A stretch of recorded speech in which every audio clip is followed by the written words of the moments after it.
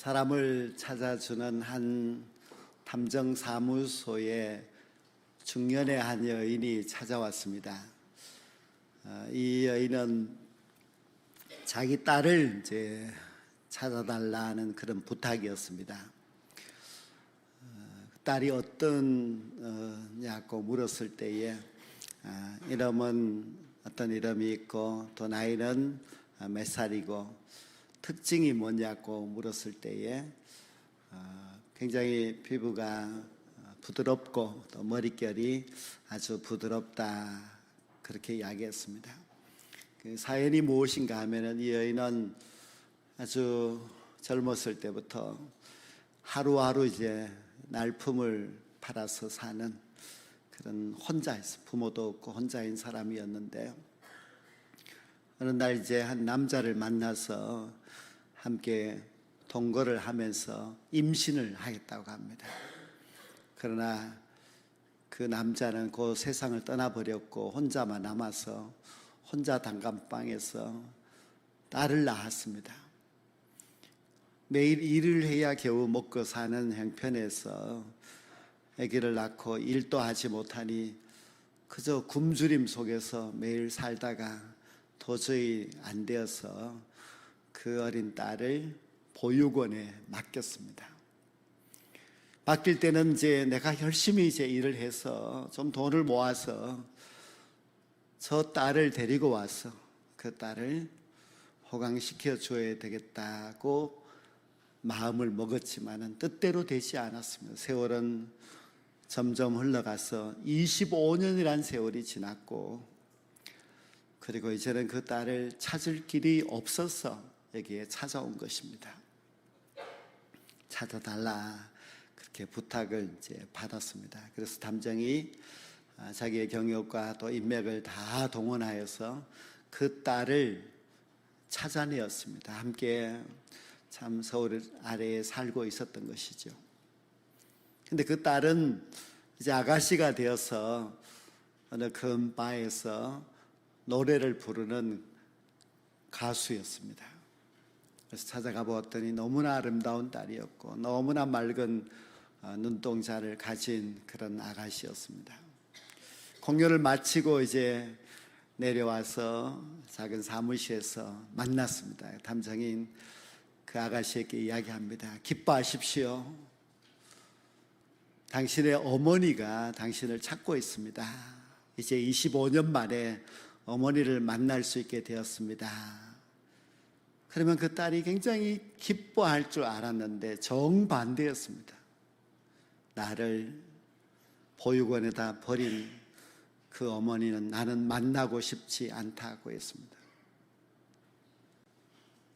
앞을 보지 못하는 시각장애인 딸을 버리고 가버린 그 어머니를 내가 무슨 이유로 만나야 되느냐고 하는데요.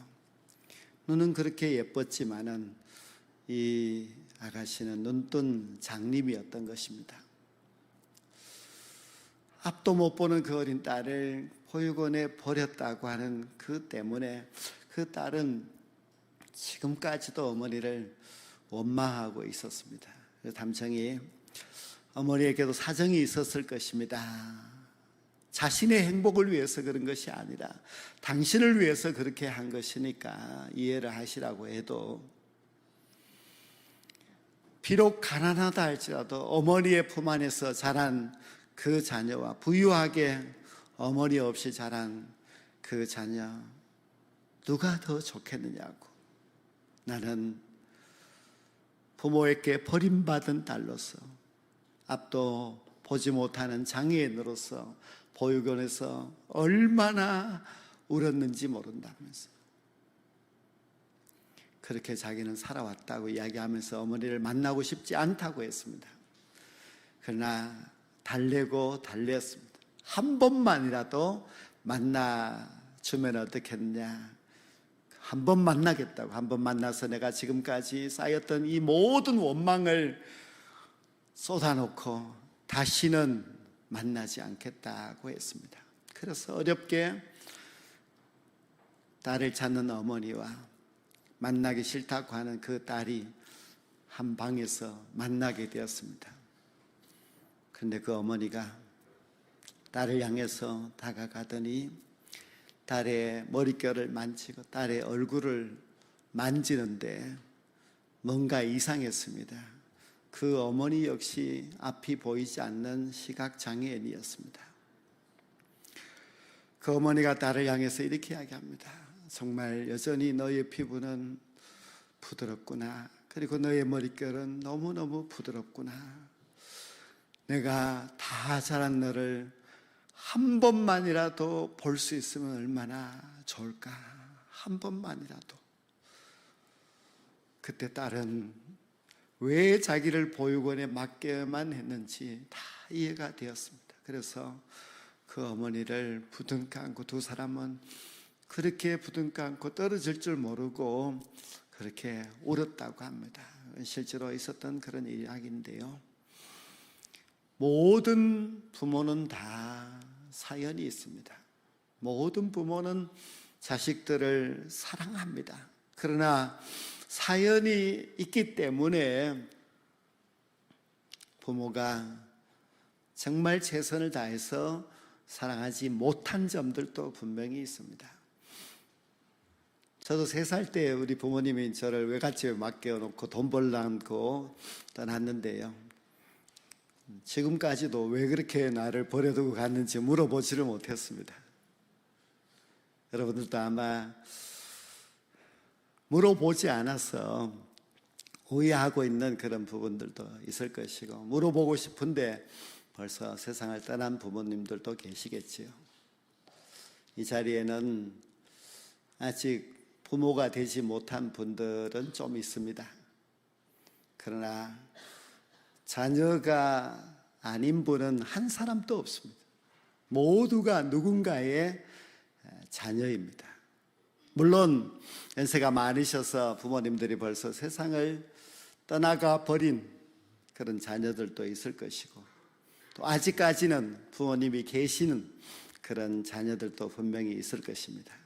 아마 저마다의 가정 형편과 또 삶이 다르기 때문에 어떤 자녀들은 우리 부모님은 별로야, 원망하는 그런 마음이 아직도 남아있는 그런 자녀들도 있을 것입니다. 그러나 아버지, 어머니 그 이름만 불러도 너무 눈물이 나는 그런 자녀들도 분명히 있을 것입니다. 성경은 우리에게 내 부모를 공경하라 말씀하였지만은, 그러나 그 말씀은 워낙 옛날 말씀이기 때문에 오늘날 이 현대의 적용은 좀 새롭게 해야 되지 않느냐, 그렇게 말하실 수도 있습니다. 원래 우리나라의 가족 제도는 부모와 자녀 다 같이 지내는 그런 가정이었지요. 그러다가 이제 핵가족 시대가 되었습니다. 그래서 다 부모와 자녀가 이제 어느 정도 나이가 되면 다 서로 각자 그렇게 살아갑니다. 이제는 그 핵가족에서도 또 더 가족이 멀어져서 다 개인주의적으로 그렇게 살아가고 있어서 부모에게 옛날만큼 그렇게 정의 있게 살아가지를 못하고 있는 것이 오늘날 우리의 현실이기도 합니다. 성경은 수천 년이 지나도 진리의 말씀입니다. 성령이 가르쳐주고 있는 내 부모를 공경하라고 하는 이 말씀도 아무리 옛날 말씀이라도 진리입니다. 우리가 윤리가 있고 계명이 있습니다. 윤리라고 하는 것은 우리가 인생을 살아가면서 이런 법을 지켜야 된다는 그런 윤리 정도가 있습니다. 그러나 계명은 그 윤리보다도 위에 있습니다. 하나님께서 이렇게 살아라고 명령하신 그 계명이 있는데, 부모를 공경하는 것도 윤리 이상입니다. 그것은 하나님이 주신 계명입니다.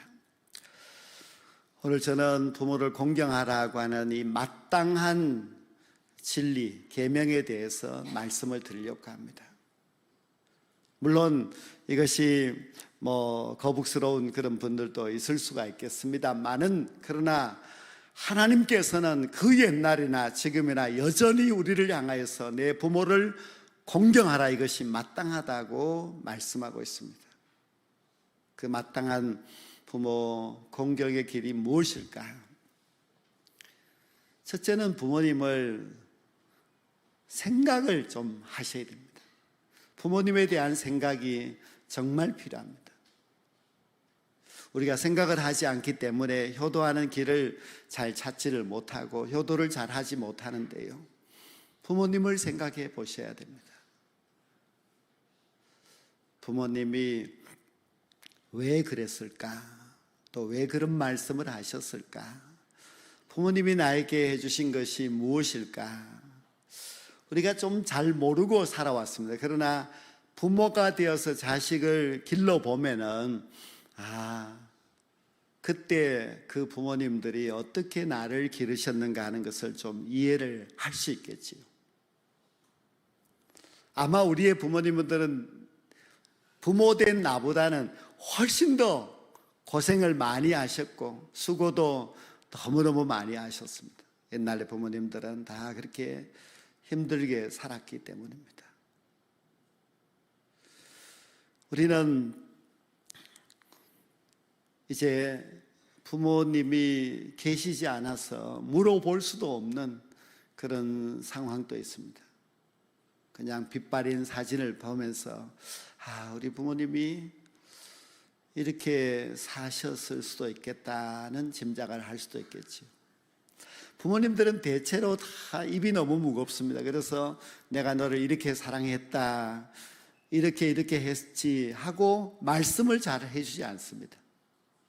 그냥 세월만 흘러가고 그리고 멀어지고 또 떠나가 버리고 했습니다. 그러나 우리가 한번 곰곰이 생각해 봐야 됩니다.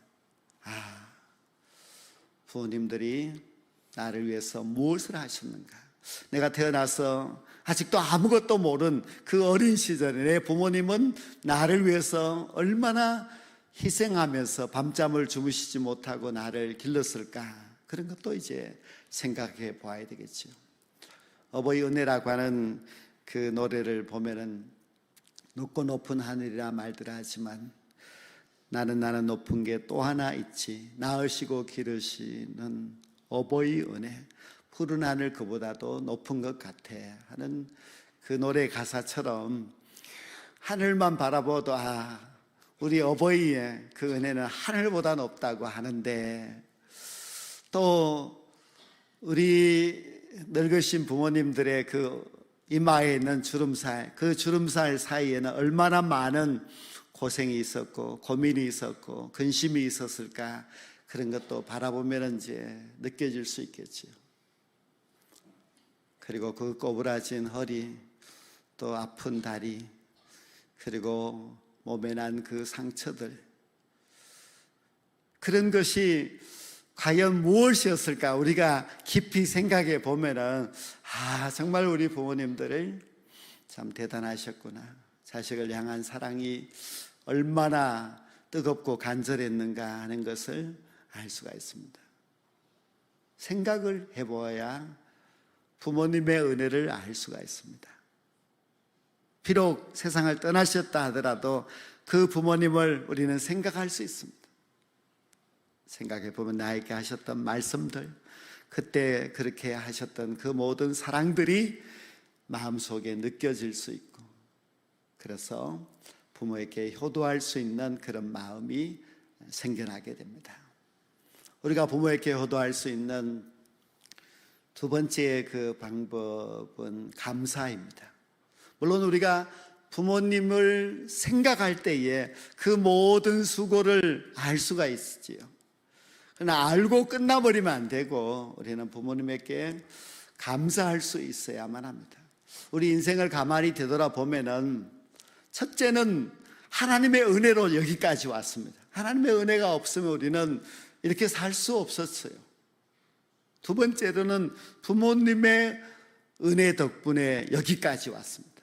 우리가 세상의 친구들, 세상의 사람들 우리를 도와주었다고 말들을 하지만은 그들의 도움, 그 사랑은 잠깐이지만은 그러나 아주 처음부터 지금까지 길고 긴 그 사랑, 뜨거운 그 사랑은 부모의 사랑이었습니다.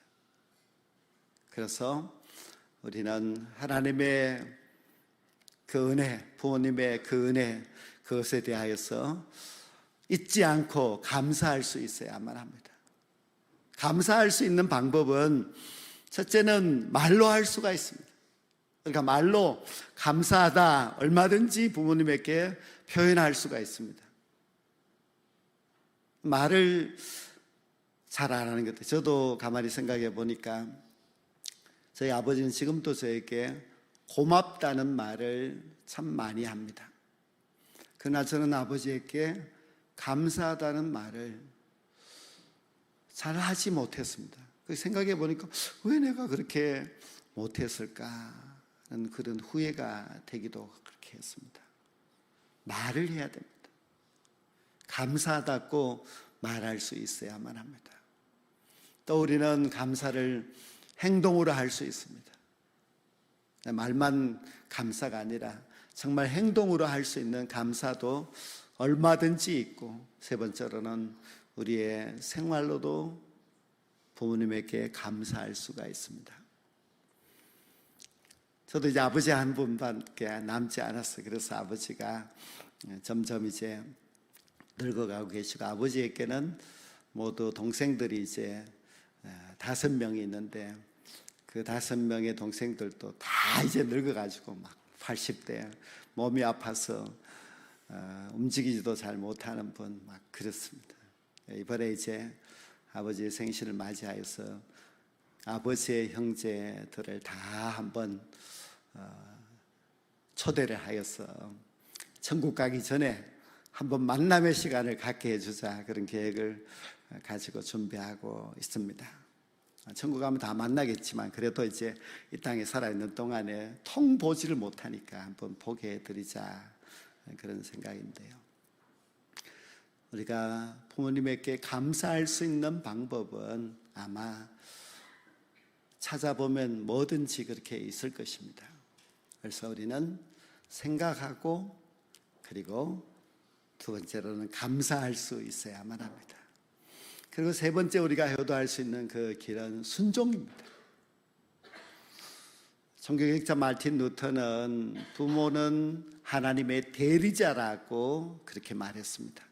부모의 위치가 하나님 대리자이기 때문에 하나님이 일일이 다 하지 못하는 것들, 부모님이 이제 대신 맡아서 우리를 낳고 길러주고 사랑하고 돌봐주고, 그걸 다 이제 부모님이 대리자로 많이 하셨습니다. 그 부모님에게 우리 할 수 있는 것은 순종입니다. 오늘 이 본문 1절에 보면 자녀들아 주 안에서 너희 부모에게 순종하라, 이것이 옳으니라고 했습니다. 그 순종하는 것이 옳은 일이다, 이것은 마땅히 우리가 부모에게 순종하는 것이 맞다 하는 그런 가르침입니다. 잠언 23장 22절에 보면 너를 낳은 아비에게 정종하고 내 늙은 어머니를 경히 여기지 말지니라 하고 했습니다. 골로새서 3장 20절에도 자녀들아 모든 일에 부모에게 순종하라, 이는 주 안에서 기쁘게 하는 것이니라 하고 했습니다. 그 성경은 곳곳에서 부모에 대하여서 순종을 강조하고 있습니다. 부모에게 순종하는 것이 마땅한 일이라고 말씀하고 있습니다. 신앙을 가진 우리들은 위로는 하나님 앞에 순종, 공경, 그런 마음을 가지고 살아가야 되고, 또 아래로는 우리 부모님에게 순종과 공경의 마음을 가지고 살아가는 것이 신앙인입니다. 우리 신자는 정말 자녀로서 마땅한 도리가 순종이라는 것을 알아야 됩니다. 우리 기독교는 사실 효도의 종교입니다. 세상 사람들이 오해하고 잘 모르는 부분들도 있습니다만은 성경은 우리들에게 효도를 얼마나 강조하고 있는지 모릅니다. 하나님께서 이스라엘 백성들에게 첫 번째 주셨던 그 율법은 십계명이었습니다. 십계명의 돌판에 하나님께서는 10가지 계명을 새겨 주시면서 하나님을 향한 계명 4가지, 인간을 향한 계명 6가지를 주셨는데, 한쪽에는 4가지를, 그리고 한쪽에는 6가지를 기록할 때에 그 한쪽 편, 즉 인간을 향한 그 도리를 가르칠 때에 첫 번째로 내 부모를 공경하라고 하는 그 5번째에 있는 그 계명을 주셨습니다. 그래서 우리 구약시대부터 지금 시대까지 우리 기독교는 부모를 공경하는 것이 첫 번째 계명입니다. 인간관계에 있어서 이것은 너무나 중요합니다. 십계명은 하나님을 향한, 우리 인간을 향한 계명 가운데 가장 가운데에 부모를 공경하라는 계명이 있어서, 이 부모를 공경하는 것이 앞에 있는 하나님을 경외하는 것에 그 밑거름이 될 수 있고, 또 인간 사회에서 잘 살아갈 수 있는 것에 또 밑거름이 되는 것이 부모 공경입니다. 그런데 내 부모를 공경하라고 하는 이 계명에 대해서 약속 있는 첫 계명이다, 그렇게 말씀하고 있습니다. 도대체 무슨 약속이 있느냐 한다면은 출애굽기 20장 10계명을 보면 알 수가 있습니다. 거기 보면은 내 부모를 공경하라, 그리하면 내 하나님 여호와가 내게 준 땅에서 내 생명이 길리라고 했습니다. 그 약속이 붙어 있습니다. 다른 모든 계명들은 하라, 하지 말라, 그렇게 끝인데 이 5계명에 대해서는 내 부모를 공경하라, 그것만 하지 않고 그 뒤에 그리하면 하나님이 너희들에게 준 땅에서 내 생명이 길게 되리라, 그렇게 약속을 하셨습니다. 그래서 약속 있는 첫 계명입니다. 오늘 이 본문 3절에도 보면은 이로써 내가 잘 되고 땅에서 장수하리라고 분명히 약속이 붙어 있습니다. 하나님의 약속은 잘 된다, 장수한다, 그렇게 이제 약속을 해주셨습니다. 근데 우리가 하나님은 약속을 해놓고 안 지키는 분이 절대로 아닙니다. 하나님은 정말 약속을 잘 지키신 분이시기 때문에 너의 부모를 공경하면 너는 반드시 잘 되고 너는 분명히 이 땅에서 장수하리라, 그렇게 말씀하고 있습니다. 불효하는 자녀, 효도하지 않는 그 자녀들은 대부분 아주 핑계가 많을 뿐만 아니라 자기중심적입니다. 너무 받으려고만 하는 자기중심적인 그런 자녀는 부모에게 잘 효도하지를 못합니다. 사실 부모는 자기중심이 아니라 자식중심으로 자녀에게 뭐든지 베풀고 사랑하려고 애쓰는 반면 우리 자식들은 자꾸만 자기중심적으로 살아가기 때문에 관계가 잘 안 되는 것이죠. 우리는 부모님의 은혜를 먼저 생각해야 됩니다. 그 기나긴 세월 동안 나를 위해서 행하셨던 그 모든 사연들을 우리가 생각해 보는 것이 정 필요합니다. 두 번째로는 감사할 줄 알아야 됩니다. 어떻게든지 감사할 수 있어야만 합니다. 세 번째로는 순종할 수 있어야 됩니다.